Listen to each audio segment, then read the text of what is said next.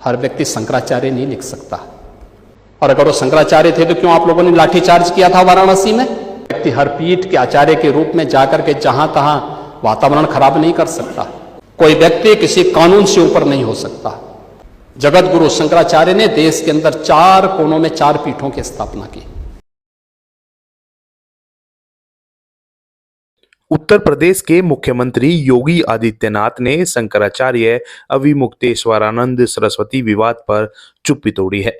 CM योगी ने विधानसभा में इस मामले में खुलकर बयान दे दिया है। उन्होंने कहा कि हर व्यक्ति शंकराचार्य नहीं हो सकता है, सभी को मर्यादा का पालन करना चाहिए। सीएम योगी आदित्यनाथ ने और भी काफी कुछ कहा है। सुनिए विधानसभा में योगी आदित्यनाथ इस मुद्दे पर क्या कुछ और क्यों समाजवादी पार्टी बार बार एक झूठ को दोहराने का प्रयास करती है अनावश्यक रूप से।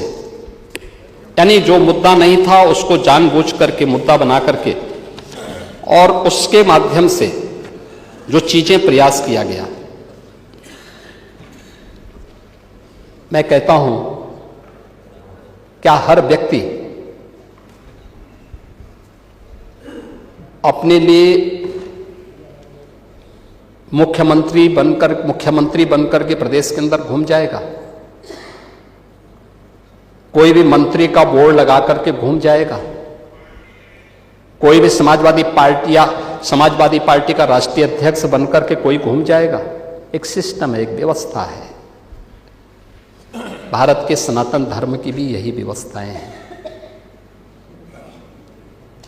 शंकराचार्य का पद भारत की सनातन धर्म में सर्वोच्च और सम्मानित पद माना जाता है, बहुत पवित्र माना जाता है। इस सदन की व्यवस्था आप देखते होंगे, परंपरा से और नियमों से संचालित होता है।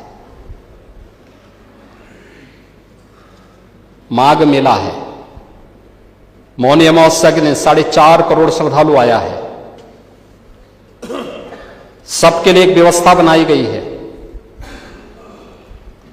और कानून तो सबके लिए बराबर होता है। मेरे लिए कोई अलग कानून नहीं। अगर मैं अपराध करूंगा तो उसी कानून से मैं भी देखा जाऊंगा, जिस कानून से कॉमन मैन देखा जाएगा। मुख्यमंत्री का पद किसी कानून से ऊपर नहीं हो सकता। कोई व्यक्ति किसी कानून से ऊपर नहीं हो सकता। हम भारत के संवैधानिक व्यवस्था से जुड़े हुए लोग हैं और मेरा मानना है भारत के हर नागरिक को भारत के इस कानून को मानना चाहिए। भारत के अंदर शंकराचार्य की पवित्र परंपरा, जगत गुरु शंकराचार्य ने देश के अंदर 4 कोनों में 4 पीठों की स्थापना की। उत्तर में ज्योतिषपीठ की स्थापना, दक्षिण में श्रृंगेरी, पूरब में जगन्नाथपुरी, पश्चिम में द्वारिकापुरी। 4 पीठों के 4 वेद हैं, ऋग्वेद, यजुर्वेद, सामवेद और अथर्ववेद। इन सब के अपने मंत्र हैं।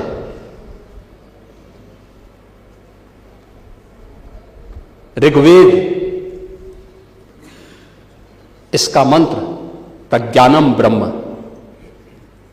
ये प्रज्ञा ही ब्रह्म है, ये इसका मंत्र है। क्योंकि बुद्धि की पवित्रता पर ऋग्वेद ध्यान देता है। यजुर्वेद अहम ब्रह्मास्मि, ये इसका मंत्र है, मैं ही ब्रह्म हूं। कोई भी साधक जब अपनी साधना की पराकाष्ठा में पहुंचता है तो उसको इस बात की अनुभूति होती है। यही उपनिषदों का उद्घोष भी है। सामवेद तत्त्वमसि, यानी उस आत्मा के बारे में तू ही वह है, यानी जिसको तू बाहर ढूंढ रहा है वो तुझ में ही है। और अथर्ववेद अयात्मा ब्रह्म, ये आत्मा ही ब्रह्म है। ये 4 मंत्र हैं। आदि जगत गुरु शंकराचार्य ने अनिवार्य किया है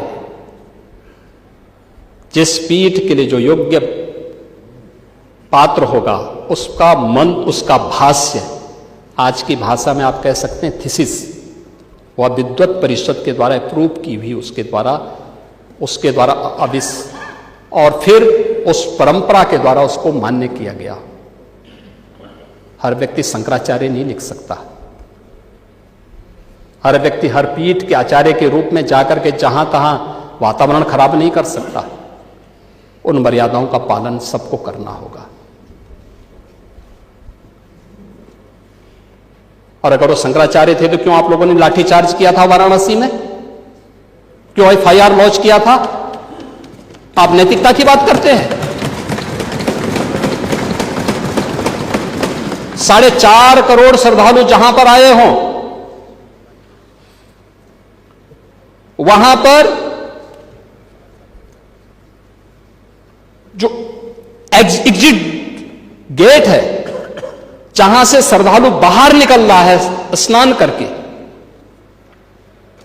उस द्वार, उस पेंटून से, उस मार्ग से किसी को बाहर निकलने का कोई वो नहीं, क्योंकि उससे अंदर जाने का कोई प्रयास करता है तो एक नए स्टैम्पेड को जन्म देता है, वहां पे नए भगदड़ को जन्म देता है, श्रद्धालुओं के जीवन के साथ खिलवाड़ करता है। एक जिम्मेदार और मर्यादित व्यक्ति कभी इस प्रकार का आचरण नहीं कर सकता, कभी नहीं कर सकता। आपको पूछना है, सपा के लोग पूछे, लेकिन हम लोग मर्यादित लोग हैं, कानून का शासन पर विश्वास करते हैं, कानून का शासन पालन करना भी जानते हैं, पालन करवाना भी जानते हैं, दोनों चीजों को एक साथ लागू करवाना जानते हैं।